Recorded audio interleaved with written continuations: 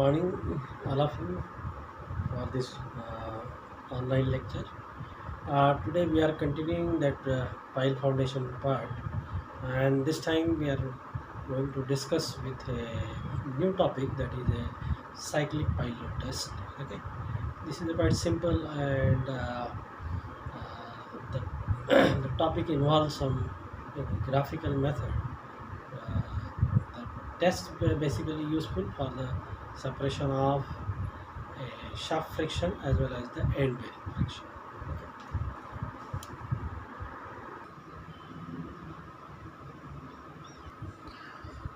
Uh, this is a cyclic pile load test.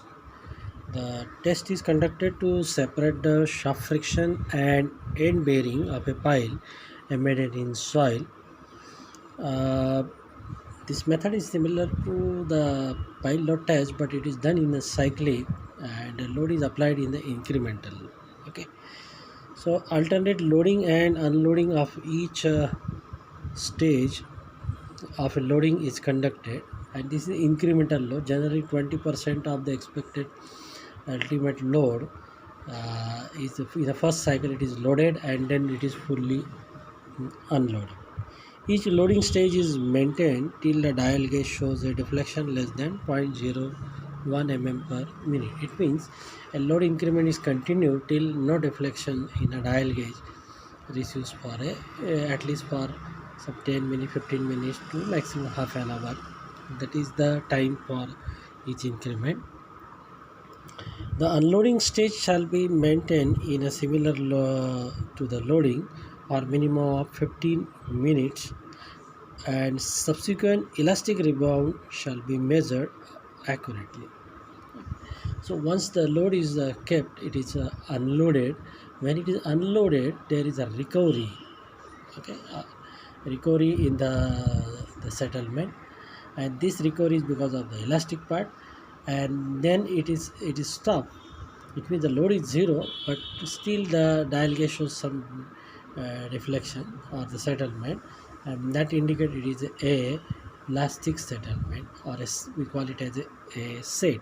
So this is how the first cycle is completed, and the next this unloading part is done in the similar way, or at least maybe in the first interval, but at least 10-15 minutes the minimum required to be maintained to take the this recovery settlement. Okay, then the next increment is the 40%, suppose, is applied in a same as the first cycle, and the dial gauge are recorded at a some constant interval. Okay, until there is practically no deflection. Okay, and then again it is unloaded in the similar way, and elastic rebound. After elastic rebound, the final or the net dial gauge reading is recorded. So in this way the cycles are continue. They may be at least 50% of load, or they may go up to the final ultimate load. So it may require 3 cycles, 4 cycles, or even the many cycles to reach the ultimate load. Now we'll see the simple mechanism or the analysis how to separate that QS and QB. Okay. So the result of this test, we can plot it on a load settlement curve. X-axis is a load. These are the increment like Q1, Q2, Q3, Q4 up to the last value of ultimate load QU, versus the first cycle is a settlement. And settlement, the first cycle, you can see it is a loaded in the first cycle up to the load is Q1, and then the dial gauge is recorded here in the similar interval, and after the full load is applied and the settlement here reach to the value of S. Okay, then it start unloading. While unloading, again there's maybe same interval followed, or at least 15 minutes it is kept. Okay, so this is the recovery from the total settlement S or S1. So this is the rebound. Okay, so this is called as elastic rebound, and dial gauge gives you the final net value, and this is called because of the plastic settlement. Okay, or we call it as a set here. Okay, so at this point the load is 0, but still shows the settlement because the soil we consider as a elastoplastic supports. Okay, so this is how the first cycle is done. Then in second cycle again, suppose this load of Q1 was a 40% of the estimated load of QU. Then second cycle is loaded up to, let us say, 40% of the load Q2, and then again it is unloaded in a similar interval and similar way. Here also you get a total this is a plastic settlement. You can see from this point to this point the plastic settlement, whereas this point to this point you get another the settlement in the second part. So this is a total settlement, and then this is the recovery. You can see this point to this point it is a elastic recovery. Okay, and remaining part is the plastic settlement. Of course it is measured from the initial part. Okay, then again the third cycle is started, say 60%, and then unloaded. So this is continued. Okay, it means in each cycle, if you see here, either first cycle or second cycle, after applying the first load Q1, the total settlement is recorded, and during unloading, when load is 0, okay, a net settlement or plastic settlement is recorded. So this is a rebound or recovery, which is because of the elastic properties, and this is the permanent settlement here in the first loading because of the plastic properties. Okay, so so therefore we can write the expression as, for any cycle, a settlement is total settlement in the first cycle, second cycle is equal to the elastic settlement and a plastic settlement. Okay, if you take a pile, this is the load settlement curve for this pile, then you know the free body diagram. This pile shows a shaft friction, okay, in upward directions, and the end bearing friction. These are the total, and this is the total load applied. Okay, so in this equation, AC is the elastic settlement, first part as I shown here, and SP is the plastic settlement. This is the part, whereas the total load is shown from this is the QV is equal to QS plus QB.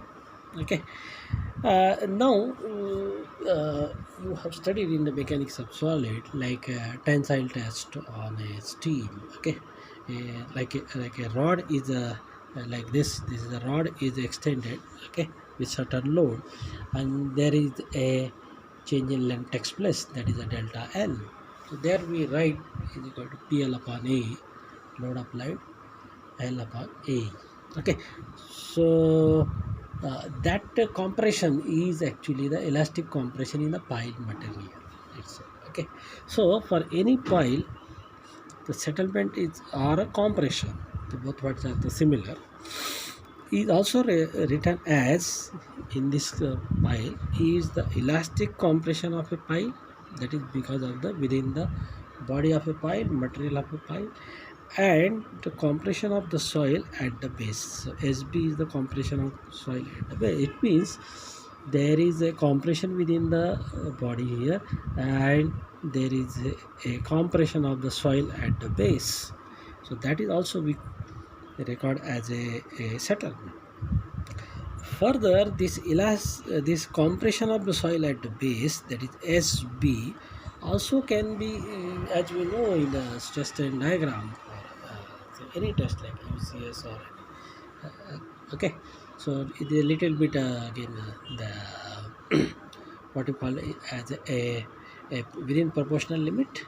Okay, it is elastic and then it becomes plastic. So the compression of soil is due to the elastic compression and the plastic soil compression at the base. So this part is either because of it may be a two component, elastic as well as a plastic component.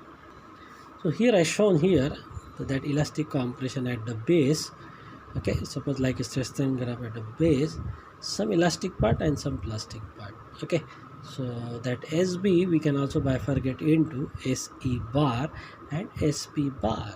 Okay, SE bar, this bar indicate it is the compression takes place or settlement takes place in soil. E means elastic, P means the plastic. Okay, so total SB, that is compression at the base, is the compression of the soil at the base due to elastic compression and the plastic compression at the base. Okay, so substituting this in the earlier equation, S is equal to delta L plus SB, delta L plus SB is written as this way, and now equating to the first equation of the total settlement, that is this S, substituting this SE here, and we expand this as SE plus SP, then this right hand side delta L plus SE bar plus SP. Okay, so you can see here there are the collecting the common elastic and plastic compression or settlement together and writing this equation. You can see this is a plastic compression, whereas this is total plastic compression. Okay, and this is whereas a plastic compression at the base. Okay, similarly the elastic components are there. This is the elastic component, this is delta is also elastic compression within the pile material, and this is the elastic compression at the base. Now we are writing for this, so therefore we are writing for this, collecting the plastic settlements and collecting the elastic settlement. Now the plastic settlement in a material like a pile, like say it is a concrete. Okay, it is very less as compared to the plastic compression. You can see here, plastic compression in the soil much higher as compared to its the plastic compression in the body. Okay, so therefore suppose we are considering that that plastic compression is very less. Okay, and as it is neglected, so therefore this component I consider equal, so therefore this bracket is going to be a 0. Okay, basically the plastic components are totally not in it is neglected for a pile, so therefore this term is also totally it becomes 0. So therefore the remaining term is this elastic compression of soil at base is equal to this total elastic compression minus a elastic compression in that body, that is delta L. Okay, so if this is a pile, and if I write this a QS, the linear variation suppose, then how the linear variation takes place, which is 0, the friction is 0 top, friction is maximum here. Okay, so average I can take it at 2, so therefore this expression is just like I explained earlier, it's PL upon AE, but P is because of the ultimate load, okay, minus this frictional load, so therefore it is the end. You can see in the rod also we apply the end load. Okay, so this difference we get it is the end load. Why this is half? Because it is a linearly varied. Okay, length of pile, area, cross section area of pile, and modulus of elasticity of the pile material.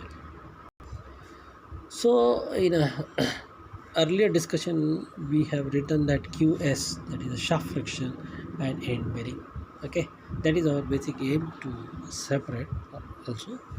So in a cyclic pile load increment, usually 20%, we call it as Q1, Q2, Q3, versus total settlement S is recorded, that is the dial gauge, and in addition to this plastic settlement is also recorded, that is SP is also recorded, as we have seen earlier in the this.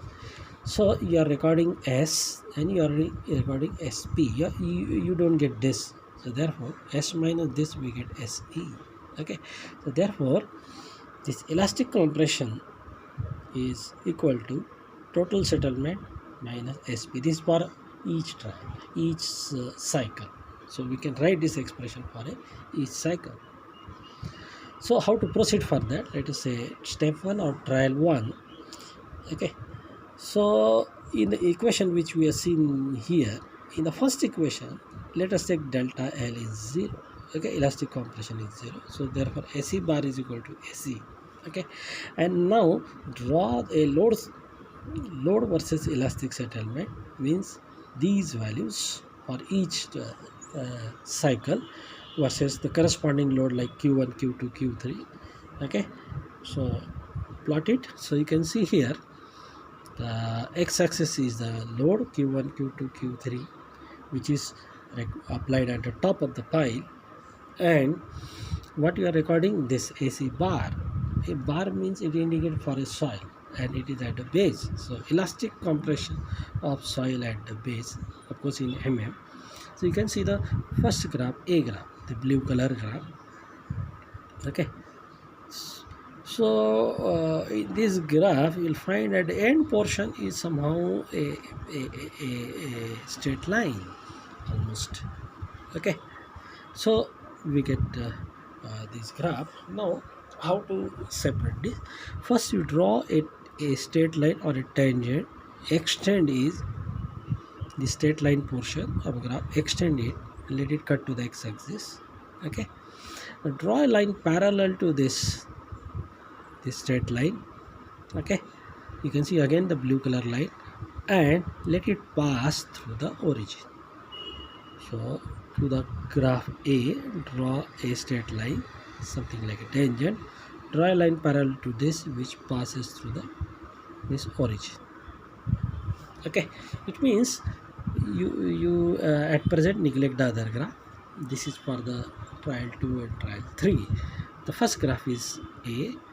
Okay, we are drawn the straight line and line parallel to this straight line passing from the 0. Okay, so the meaning is that at the bottom this line is something like an end bearing portion.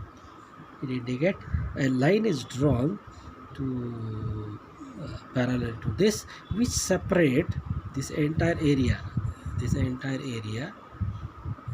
bounded in this vertical axis two part.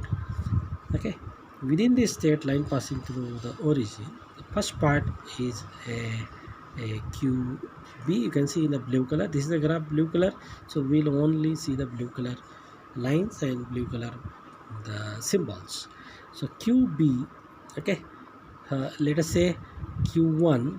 If I draw the Q1 on horizon, this A graph, then draw a vertical line and then draw a horizontal line. It divides into two parts. Horizontal line divided into two parts. The inner part is end bearing, outer part is a shaft friction. So this is for the first increment Q. Then second increment, draw a vertical line on the graph. Okay, where it cuts, draw a horizontal line. So this blue color line, parallel line, divided into two parts, QB2, QS2. Then third the load increment, let us say 20%, 40%, 60%. Okay, so draw vertical line, draw horizontal line. Again you get the two part, QB3,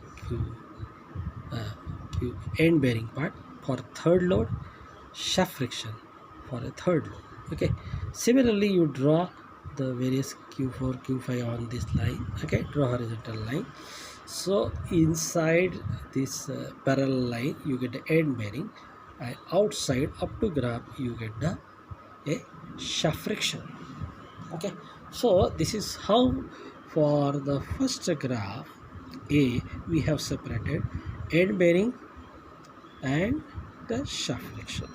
Okay, now this is the graph which is drawn here for a delta L, that is elastic compression within the pile is considered 0.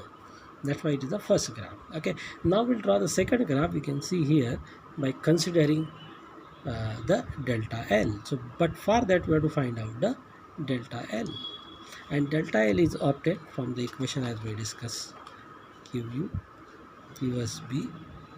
Okay, this QU and QS are nothing but the for each load. This is QU, okay, and qs is nothing but this qs1 qs2, okay. So substitute here q1 qs1, you get delta L 1 2 3 4 like that. So the first graph A is represent the first day or first trial. It is assumed that first full friction is mobilized and then the load is transferred on the end or end bearing resistance takes place. Okay, so this is a standard load transfer mechanism as we discussed in our the last semester, that whatever load is applied first full like this pipe first a fully the frictional load is resisted, and then if it is left then it is transferred to the tip. Okay, so the that straight line part which we discussed earlier indicates of a elastic curve. It represents the end bearing resistance, and then the procedure which we discussed earlier is the same. Now step 2, coming to the step 2. Now first you have to find out delta L for q1 q2 q3. Okay, let us say for q1 what was the qs1 as we determined earlier. We have recorded both or determined both qb and qs, okay, but we required qs. Okay, so substitute that qs. This is the fixed part, cross section area and modulus of elasticity. You can find out delta L, okay, for each load. Everything is this in kilonewton meter, meter square, kilonewton per meter square. Okay, now once we determine this delta L, you can find out now AC bar. So we can say this is second trial. So determine the new elastic compression of soil AC bar, that is S minus delta L. So you get first load Q1, you get this first value, second value, third value for different Q1, Q2, Q3 values. Okay.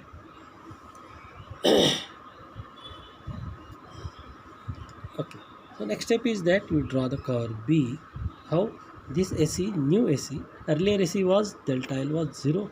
Now in new AC you are subtracting the delta L, so you get new AC versus Q1, Q2, Q3. So draw the curve B.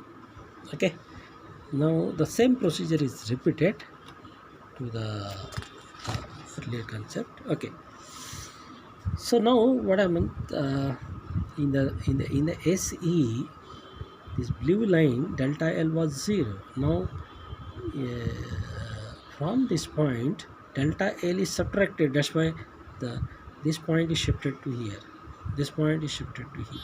It means you can see the green color graph B curve, it is shifted above the A curve, because in A curve delta L was 0.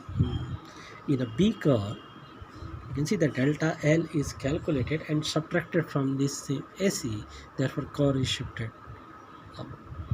Okay, now the same procedure is repeated as we did for the curve A.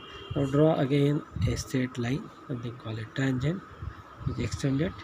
Okay, and draw line parallel to this passing to the origin. You can see for curve B the tangent parallel to curve B, this is the curve B line. Okay, now you forget about the blue color lines symbols or the A curve. Now there is only second curve, suppose a green line. Okay, now again you draw the points from Q1 Q2 on green line, that is the B curve, Q3 Q4 Q5. Okay, from green one, for example you can see here. Okay, so if I draw a suppose this is suppose certain point, let us say Qn, then this green line separate again shaft friction.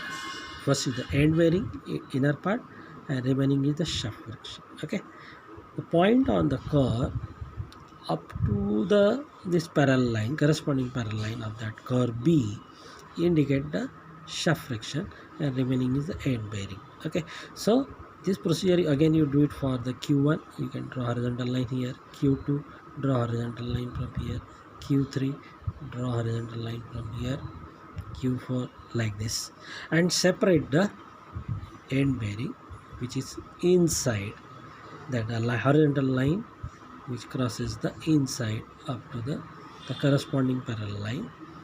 Okay, and outside up to the graph you get the like this shaft frictions. Okay, so again corresponding to Q1, Q2, Q3 you are recording now new values of QS1, QS1, QS2, QS3, QS4 like this.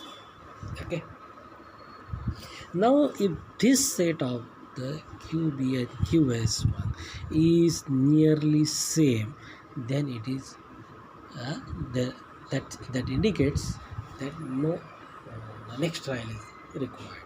Okay, if the difference is more than even say 10%, then we go for the next trial, that is curve C. Okay, so again the procedure is same. Once we get the QS1, QB1, QS1, QB2, QS2. Okay, again find out the new value of delta L. Again you subtract from this AC bar to new delta L. Okay, and then you draw the new curve, that is the C.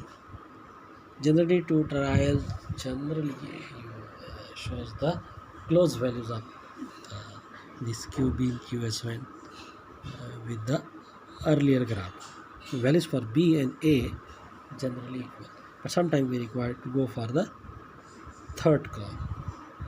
Okay, so it will be clear when we discuss the one numerical on this. Okay, so so after drawing the curve B and we got the value of QS and QB, if they are equal, okay, then we get a final set of QS and QB for the Q1, Q1, Q2, Q3 ultimate load. These are all the ultimate loads: ultimate shaft friction, ultimate end bearing. Okay, so after the last loads settlement curve, ultimate load is obtained. So once these values are final, means they are the same in earlier curve or earlier trial, then how to find out the ultimate load? So the last curve, suppose maybe in this figure it is a green or a red. So maybe the red is the last curve. Then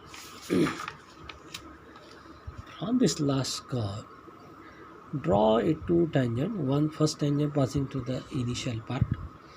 Okay, generally pass to the origin, and second already we have drawn where it intersect. Draw horizontal line.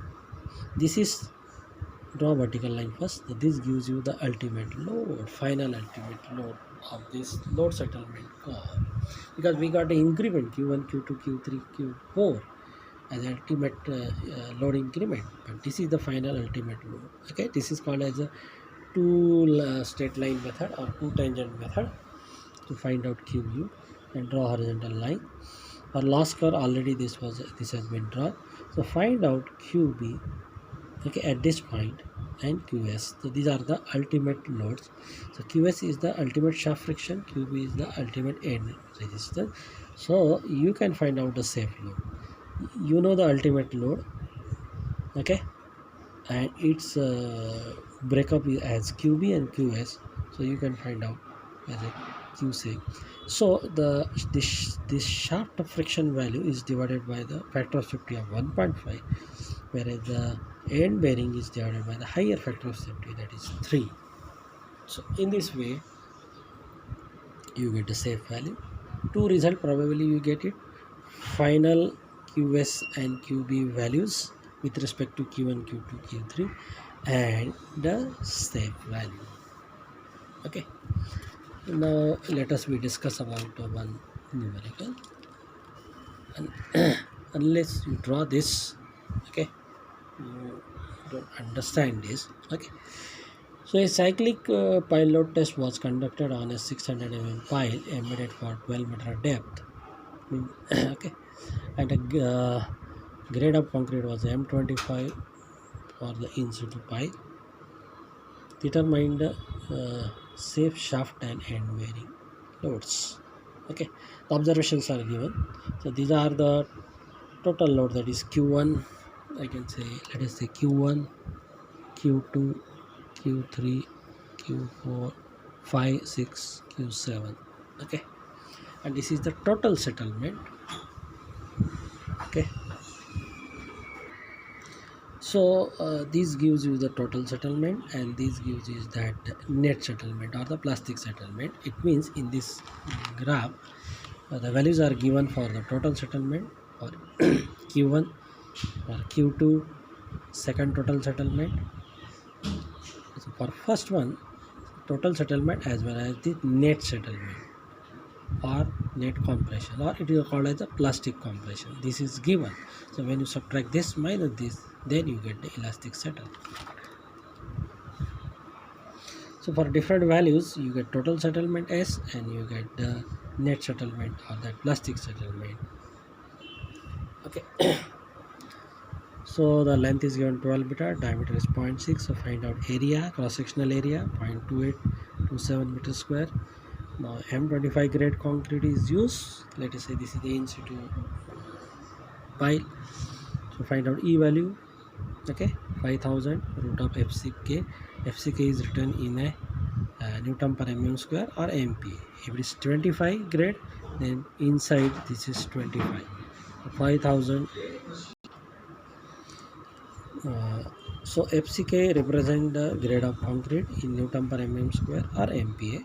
Therefore, E value you get it in MPa. That is a megapascal. If all these values are given in the kilonewton, so you can convert this in kilonewton per meter square. So megapascal means 10th power 6. So kilopascal means again this is multiplied by again 1000. Then you convert into the kilonewton per meter square. Okay, if you multiply it again 1000, it will be Newton per mm square. So Newton per mm square, if you divide by 10 raised to 6, you get the same value. Okay, so MPa is converted into the kPa, kilonewton per meter square. Now for the first step or first trial, so we take delta L is 0. Okay, so you calculate this SE. How? This first is 0 0, 2.5 minus 0.5, like this, 4 minus 1.5, subtract this 2, so you get SE. Okay, and then in this equation delta L is 0, so therefore SE bar is equal to SE. Okay, SE is obtained by this, and delta L is 0, and then you have to plot this load versus this AC bar values. Okay, so we'll go through the calculations and the figure.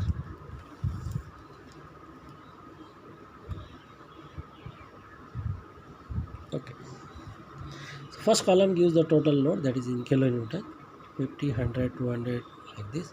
Total settlement in mm, 2.5, 4, 9.5, this is given. Then the net settlement is also given in mm.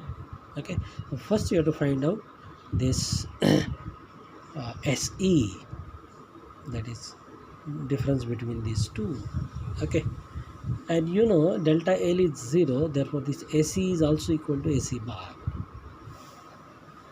Okay, so after subtracting this, we get this AC bar and the load.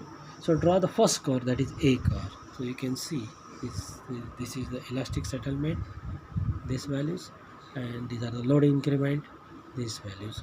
So you can see the first curve, A curve.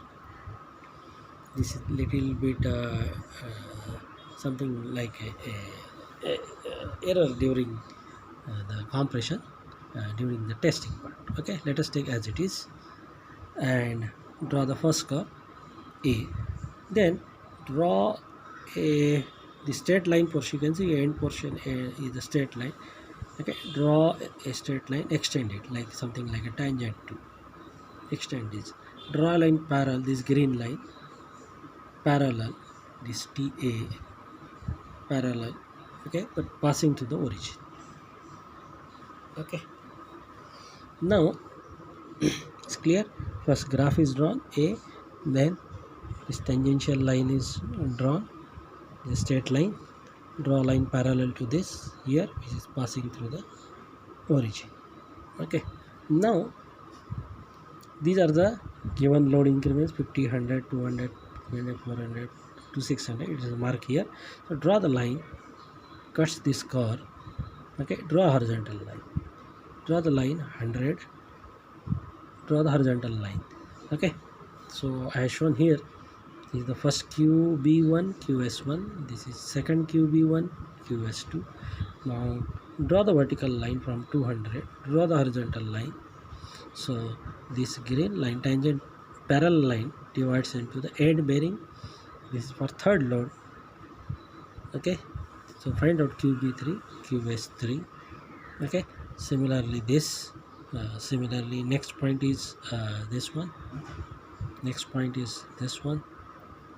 So for all the points, find out this, QB4, QB5, QB6, QS3, 4, 5, 6, and then write down here. Okay, you don't require to find the measure this also. QA. If you measure QB, okay, total is 200. So if you measure QB, you get automatically this. So you measure only the end bearing. So and you subtract. Okay, because finally we required the QS values. So you can see here, our total load is 50 minus 17.5. This is 17.5. 50 is total load. 17.5. 50 minus 17.5, you get QS1. Okay, similarly this is QB, 100 minus QB2. So QB2 is 22. Okay, suppose this is a QB2 is 22. 100 minus 22, so this is 78. Similarly the third, let us say this is QB3 is 55. So of a total 200 load, 55 minus 200, you get 145. So similarly, for the measuring, when the green line indicates you are measured, and this you have subtracted from the Q1, Q2, Q3, so you get the QS value. Okay, now find out a, okay, so this we can also say first trial is over. You can say now second trial start. We first find out delta L. Now here delta L was 0. Now we are finding a delta L. Okay, how? The same equation as we discussed earlier.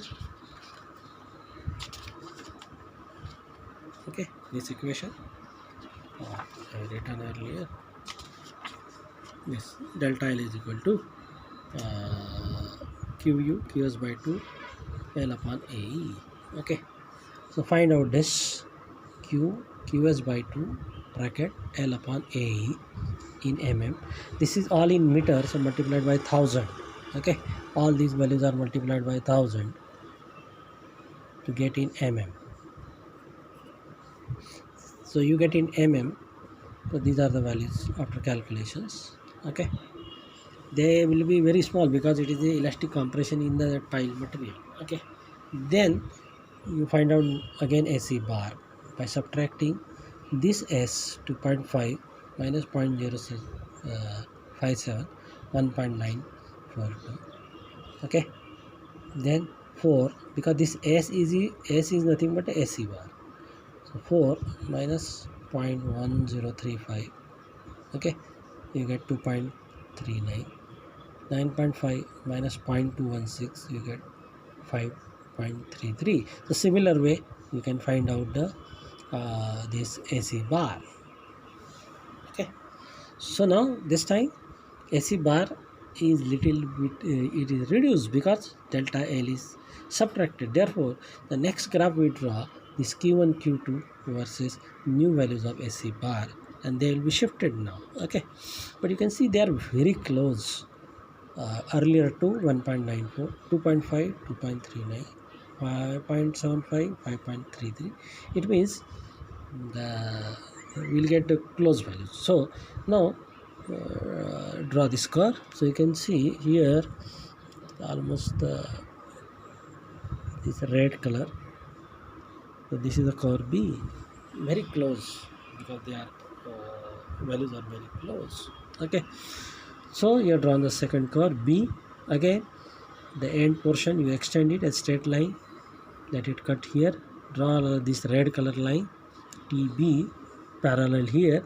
As it is overlap, I have not drawn this. Okay, so you get the same values of QB second set because these are very close and exactly parallel, and when these are parallel it will pass through the same line. So the second set, except a few points here and here, they are shifted up. You can see that this graph is shifted up by subtracting these values. Okay, so you get a again you measure the QS 1 2 3 4. First you measure QB1, QB2, 3 4, and then subtract from total load, you get the same values. Okay, as they are very close, so you get these values. First value is same, QS1, the QB1. Okay, second QB2, QB3, QB4, 5 6. Okay, this is the QB value I write on this side. This column should be on left hand side actually. The green color indicates you have measured. Okay, you can see almost same up to 81. 123 become 120, 187.5 180, 290 become 270, except these two all are very close, so therefore no need to go for third term. If there is a difference more than 10% or appreciable difference, then again you find out delta L, again you find out SC bar, again you draw the curve C.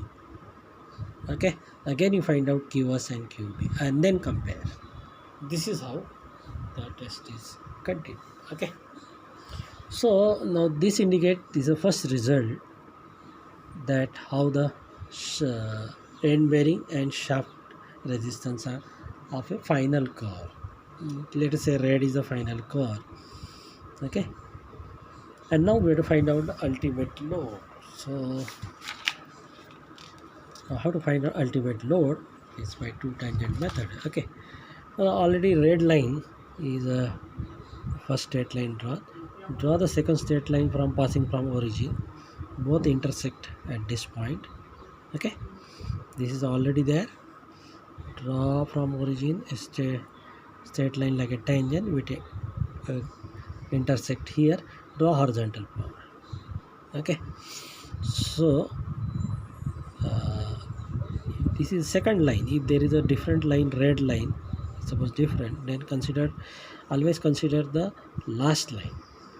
Okay, because it is B, so TB, now T and TB are same, so therefore measure this is QB, measure this is QS. These are both ultimate values, end bearing and shaft resistance. Okay, so first after intersection I got this value just close to 400, 480, and this QS, QB and QS are this values 90. It means this value is 90, and the second values, this is 90 and this is 280. Okay, these two values are we got these two values. So find out the safe load directly here. Okay, so QS by 1.5, so 280 by 1.5, QB by 3, 90 by 3, you get 216 is the final safe value. Okay, so this is how a cyclic load test data is analyzed finally to get this is the safe value. Okay, now you let us try for the similar one. Okay, but you can see this may require 2 or 3 trials. 400 mm length, 400 mm is the diameter. Okay, and 10 meter deep, that pile, that is length of pile is 10 meter, is subjected to cyclic load test. The in situ pile was constructed in M25 grade concrete, and these are the observations recorded. The increments of the load, total settlement, that SP value, plastic settlement. Okay, first you have to calculate SE. Okay, and draw the first graph considering delta L is 0. Find out QS and QB. Okay, if this is same as the first trial, then no need for the next. Otherwise, from delta L you go find out the QS QB, find out the second set of this QS QB, and draw the graph P as we discuss. Okay, you try to do the analysis. Okay, I'll try to show you the last result, means load settlement graphs. So this is the output of that problem. You can see the first graph is drawn this blue color line. Okay, then tangent is drawn. Okay, then different horizontal lines are drawn. First this tangent is drawn, then the line parallel to drawn from origin, and this horizontal line is drawn from Q1, okay, from Q2, then from Q3, Q4, okay, this line, and you can see the last line. So for a Q1, here you get QB1, QS1, okay, Q2 you get QB2, QS2, okay, refer the first line, okay. Then the third one you get QS1, QB1, this is third one, QS3, and this is QB3, QS3, okay. Then 4, QB4, QS4, and the 5. Okay, so this is the first trial, the first graph. Okay, then from this you have to find out the delta L values, calculate delta L values, subtract again next trial AC minus delta L, so you get a second graph. You can see now this shows that the variation is more. Okay, so this graph is drawn after finding first delta L, subtract from AC, so you get AC bar in your new values. So second graph B graph is drawn, again straight line is drawn, again the from Q1 horizontal lines are drawn, you can see here. Okay, it is very much shifted now. You can see this point is shifted here, this point is shifted here. This is the delta L values more. It all depends upon the delta L value. Okay, so in second graph also you get QS, QB1, QS1, QB2, QS2. We're considering second line now. This is QB2, QS2, second graph. Okay, QB3, QS3. Okay, now again find out delta N, and again find out the QS and QB values. If these values are now same, again you draw the graph. So this graph I have not drawn here, but third trial it is very close to the B graph. Okay, so from the last graph we draw the two tangent, find out ultimate load, find out final safe values QB and ultimate values QB and QS, then find out the safe value as QB by 3 and QS by 1.5. So this is how the